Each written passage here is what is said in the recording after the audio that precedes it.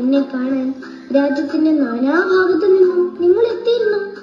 മക്കളെ, എന്റെ സുഖശീതളിമ നുകർന്ന് എന്റെ കാട്ടരുവികളിൽ കുളിച്ച് മഴവിൽ വർണ്ണങ്ങൾ വിരിയുന്ന വെള്ളച്ചാട്ടങ്ങളിൽ തുള്ളിത്തിമർത്ത് ഉല്ലസിക്കാൻ നിങ്ങളെത്തിയ നൂറുകണക്കിന് വണ്ടികൾ എന്റെ മുറ്റത്ത് രാപ്പകലുകൾ വിശ്രമിച്ചിരുന്നു.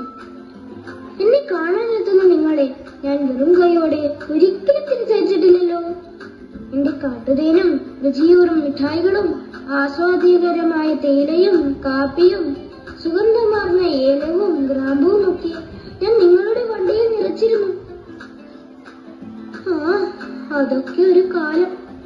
എത്ര മനോഹരമായിരുന്നു ആ ദിനങ്ങൾ.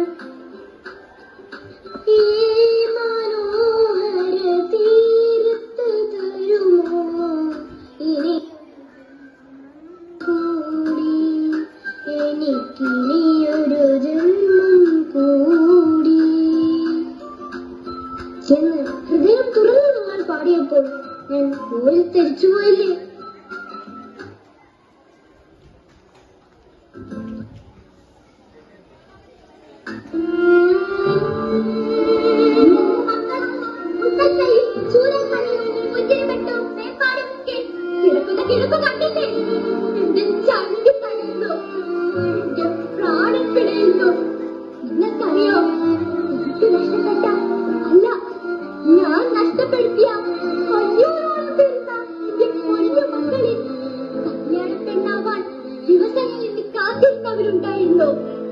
വിവാഹവാർഷികം മക്കളോടൊപ്പം ആഘോഷിക്കാൻ നിന്നവരുണ്ടായിരുന്നു.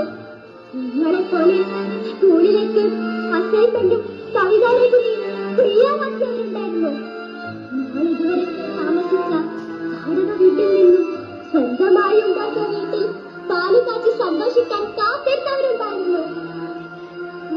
അങ്ങനെ എത്ര പേർ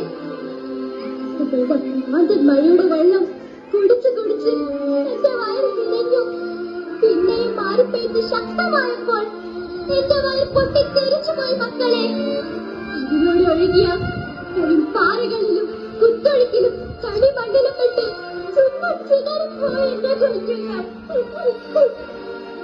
ഞാൻ ചോദിച്ചോട്ടെ, ആരാണ് ഇത് തെറ്റുകാർ? ഞാനോ അതോ നിങ്ങളോ? പറയൂ, ആരാണ് അവിടെ തെറ്റുകാർ? ഞാനോ അതോ നിങ്ങളോ?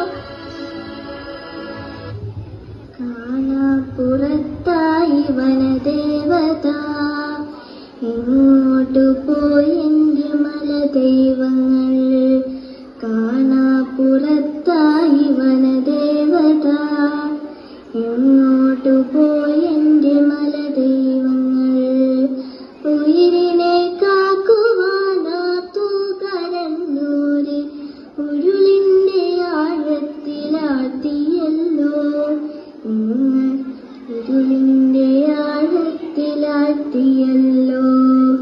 കാണാപ്പുറത്തായി വനദേവത,